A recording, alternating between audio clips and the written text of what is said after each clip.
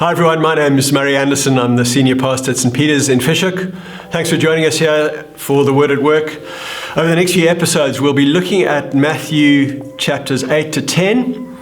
It'd be great actually if you took a moment to read those chapters. Today, we'll be looking at the miracles in those chapters from a kind of big picture point of view. Let's make a start. Get your Bibles open. It is, I'm sure you're aware of this, but with all the kind of, as we live through this pandemic, and you've seen all the graphs, we hear all the experts speaking, it is easy to start thinking of this pandemic only in kind of biological and scientific terms. As we look at all the suffering in the world, it is helpful to be reminded of the Bible's perspective as well. There is also something very unnatural about this kind of natural disaster, about any sort of natural disaster. All death and disease and suffering, all viruses, they're actually a reminder of the fallenness of this creation. The sin of humanity breaks our relationship with a loving Creator God, and that leads to a disorder, a brokenness in His world. That's important background when you come to Matthew 8 to 10. We see here that Jesus is confronted by a totally fallen world, a broken world. There is suffering and disaster and evil all about him. In the Sermon on the Mount, just before this section, we see the crowd are amazed by the authority of Jesus' teaching. Well, in this next section, we'll see they're amazed by the authority of his miracles. His authority to, you could say, to restore a fallen world. Just consider the list. Like I said, we're taking a big picture view here, but you'll see he cures someone from leprosy at the start. Then he heals various people from fevers. He raises people to life. He restores sight and hearing. He calms a storm just with his words. He drives out demons, again, just by his commands. There are, of course, many eyewitnesses to these miracles. Jesus' enemies do not doubt that he performed the miracles. They question the source of his authority, but they don't doubt the miracles actually happened. But I need to say, first of all, that they're not just kind of random acts of power. He's not some kind of superhero just kind of displaying what he can do. He wants us to draw certain conclusions from them. These miracles point to who he is. In fact, at the start of the next section in Matthew, if you go to the start of Matthew chapter 11, Jesus himself explains the conclusions that he wants people to draw. Let me look at those verses now.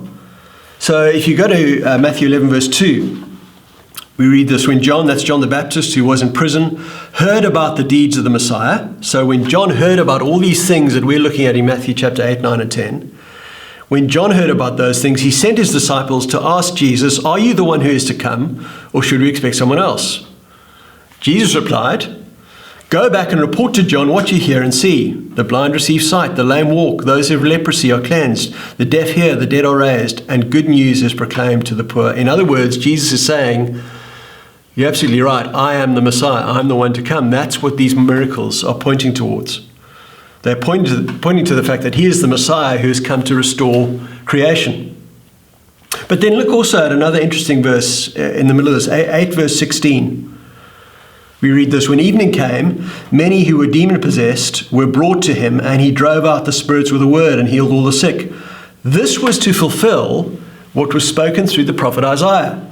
He took up our infirmities and bore our diseases.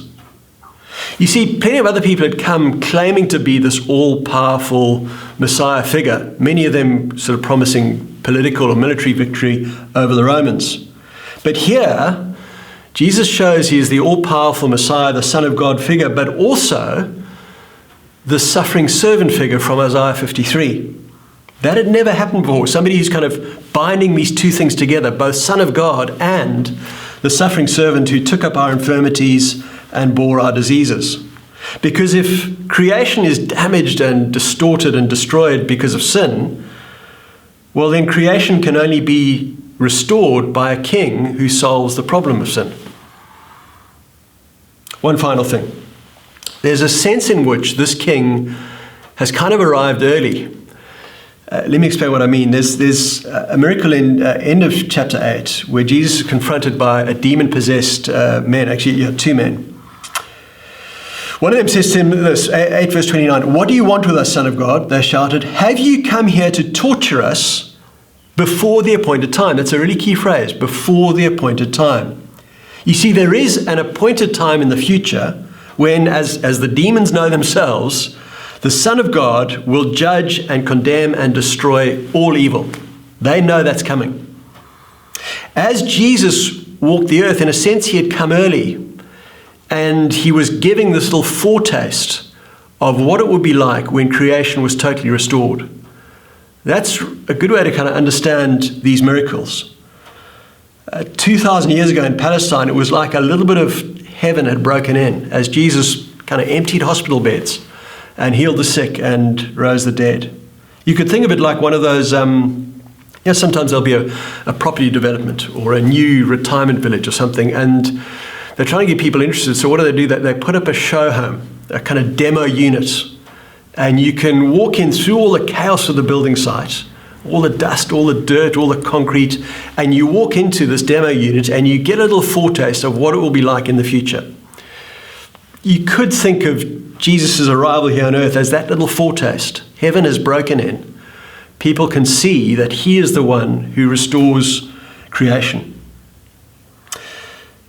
Now, in the meantime, we still live in that fallen world. There's still natural disasters. There's still going to be pandemics.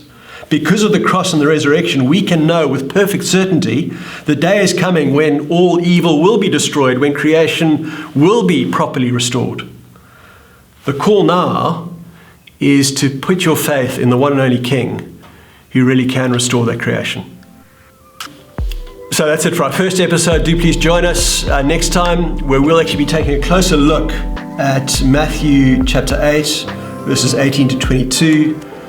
Jesus will teach about what it actually means to follow him, the cost of following him. See you then.